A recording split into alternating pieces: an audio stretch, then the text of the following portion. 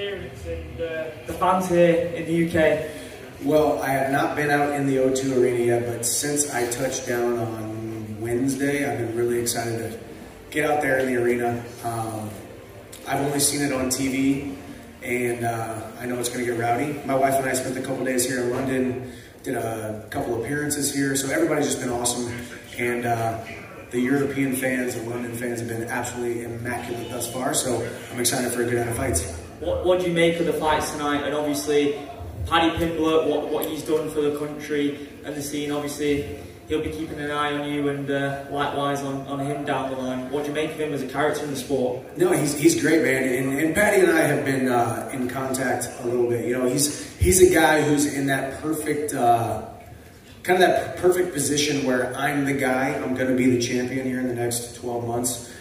He's going to be nipping at my heels, coming into the top 15, coming into the top 10. But I don't have a scarcity mindset when it comes to other guys in my division, especially when I see guys who are doing it the right way, in my opinion. You know, he's a marketable guy. He's a happy guy. He's a fun guy. He's fun to watch. He's fun on the microphone. He's the total package. And people can hate on him all they want, but really they're just being haters because Paddy Pimblett's the total package. But can he put it together inside the octagon within the bells and continue to keep winning? We'll see. Speaking of Paddy Pimblett, his teammate Molly McCann fights again tonight, and she is owner of one of the best knockouts of all time.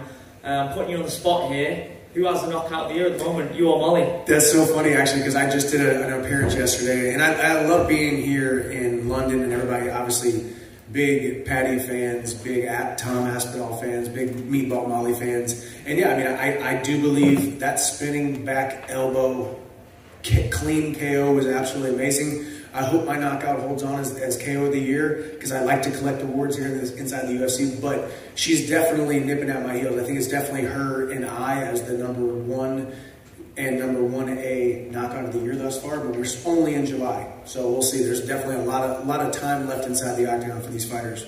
That call out that you did at the end of that fight is one of the all-time great promos in MMA, I believe. You've talked to that side of it so well since signing with the UFC. Just in terms of what's next for you, I personally, and I think everyone in here would love to see a fight between you and Dustin Poirier. Are you waiting to see what's going on with Conor McGregor? Is that what's going on right now? No, as of right now, me and Poirier are the only guys that are not matched up inside the top 5. There's no, there's no secret. Dustin Poirier and I have been on a collision course to stepping inside the octagon. Beneil Dariush just got matched up. Obviously, Islam and Charles are fighting. Gaethje's out with a nose surgery, and I just fought Gaethje, a fighter, 2 fights ago. You know, I think everybody calling out Conor McGregor, and I have called him out, but I've called him out in a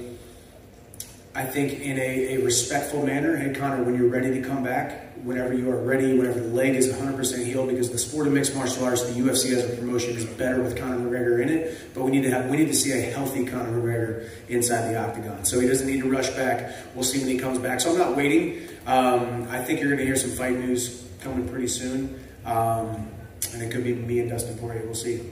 Final one for me, Islam versus Charles. Who have you got in that one? Charles Oliveira. I think Charles Oliveira gets the job done. I think Islam, not that he's not great, not that he is not highly touted, not that he is not going to be a future champion, but there should be no reason why he should ever be a favorite in that fight against Charles Oliveira. What Charles Oliveira has done over the last couple fights, finishing everybody that he's fighting, is nothing short of amazing. The resurgence of Charles Oliveira's career from relatively unknown, somewhat up and down, can't be relied upon journeyman to now a legitimate #1 lightweight on the planet has been something to behold. So put some respect on Charles Oliveira's name. I think Charles Oliveira goes out there, and I honestly think he finishes him.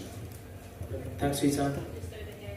You mentioned obviously about Dustin Poirier. There was a little run-in with him, with you. Was there? 276, some kind of, can you elaborate on what happened there? I can, yeah. I mean, I walked down there with my beautiful wife who's here with me in London. We had our seats and we were walking over there, and the security guards came over there and basically, said something to the effect of, hey, he's not going to sit over there.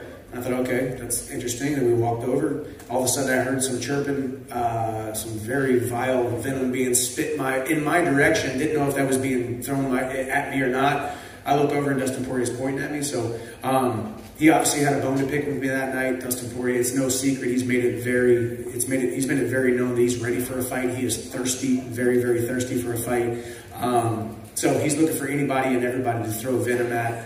I was the target that night, and I was just trying to watch some fights with my wife. So if you think that's the way that you're gonna get a fight with me, that's the absolute opposite way of getting a fight with me. I'm not here to be in physical altercations in a public forum, especially with my wife. So yeah, he was not happy with me that night. Does that make it personal at all? No. Maybe on your side, or even do you feel that maybe on his side? Yeah, maybe. I think there's a lot of confusion that can happen inside of mixed martial arts careers. You know, it doesn't matter if you're the number 1 guy in the world or the number 100th guy in the world. A lot of confusion can happen. You know, in his mind, he's got some ill will toward me, if you will, and it's going to make it that much easier to knock him out whenever he oversteps, if he and I do step inside the octagon. But I have not lost 1 minute of sleep thinking about Dustin Poirier, and I'm going to keep on doing what I'm doing until the fight gets announced, and then I'm going to go out there and finish my next opponent and become the UFC champion next year. So if that fight is to go down, how do you see it playing out? It's going to be fun. It's going to be fun for you guys. It's going to be fun for me. It's going to be not fun for my wife. But I do think he and I are cut from the same cloth. You know, it doesn't matter if, you know, all personal attacks aside, all personal, you know, vendettas aside, I respect him. He respects me. That's the foundation by which we build on. That's the foundation by which that cage door closes, and we go out there and we compete. He's one of the best in the world. I'm one of the best in the world. I believe I'm a world champion. He believes he still can be a world champion. Although I believe that more than he does, because he's talked about going up to 170. He's talked about retiring. He's said those words. I've not said those words one second. So the UFC goal will be mine. If Dustin Poirier is next to get to that, so be it. And with that in mind, Volkanovski has expressed an interest in wanting to challenge for the lightweight title. How do you feel when someone from another division, a champion from another division, wants to come and claim the title that you're after? Yeah, I mean, a lot of times it's different than if a guy like Volkanovski comes in. Volkanovski has legitimately cleared out the division. I do believe that. Do I think he could come up and not have to fight a Yair Rodriguez or a healthy Brian Ortega? That was an extremely close bout a couple months ago. You know, switching of weight classes is tough, especially when you're the champion. But you know, all I can do is put one foot in front of the other, say yes whenever I'm offered a bout, put my name in ink on paper, and do my job. I did see him after last fight, and you know, jokingly, tongue in cheek, told him, "Hey, stay down at 145." Right? 155 is stacked enough, right? It's the most stacked division on the planet. We don't need any more killers coming up and adding to it. But I respect him as a champion. I respect him as a fighter, and you know, if I end up sharing the octagon with him, it'll be a pleasure. And last one from me, Nate Diaz and Hamzat Chimaev. What do you think about that fight, and how do you see that playing out? It's a tough fight. Hamzat, obviously, still undefeated. He beat my friend Gilbert. Very tough, very close fight. I think Gilbert put on much more of a performance than I think Nate Diaz is going to be able to withstand when you talk about a guy like Hamzat. Hamzat is a big human being at the 170, 185 division. So I think Diaz is going to be outmatched in pretty much every aspect of the game, but Nate Diaz is a gangster in every sense of the word, and it'll be fun. I'll be tuning in. But I do think Hamzat gets his hand raised that night. Thank you.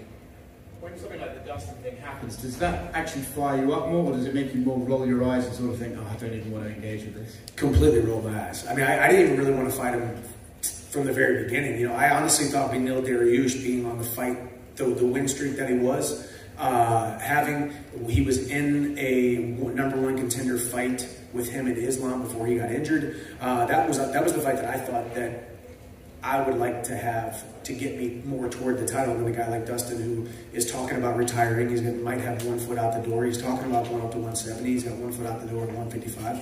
Does he still have that itch that we all have?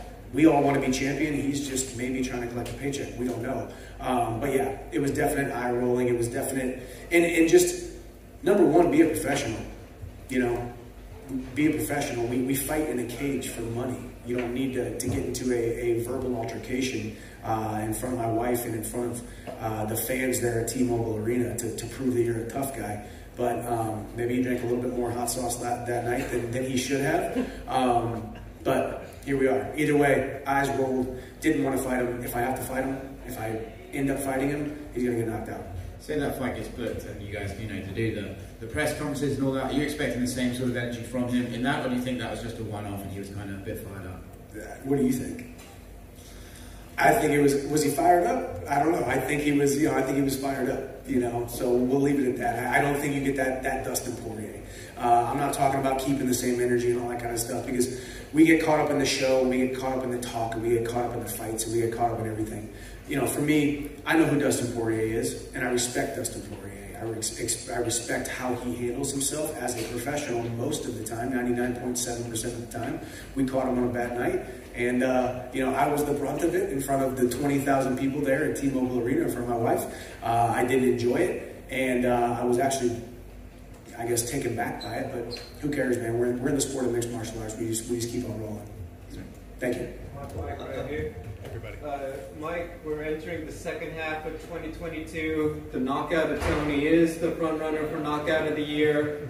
Knowing that, do you ever sometimes think like, not that I don't wish people to do their best, but I kind of hope that I stay at the top? Yeah, absolutely. I mean, absolutely. I just, when I sat in that room with Hunter Campbell from the very beginning, and I had the call with Dana White, I said, I want to be a good thing for your organization. I don't know if that's good thing as a whole from a holistic standpoint, or a good thing inside of the octagon. I know when that cage door closes, I'm going to go out there and put on my best performance I possibly can.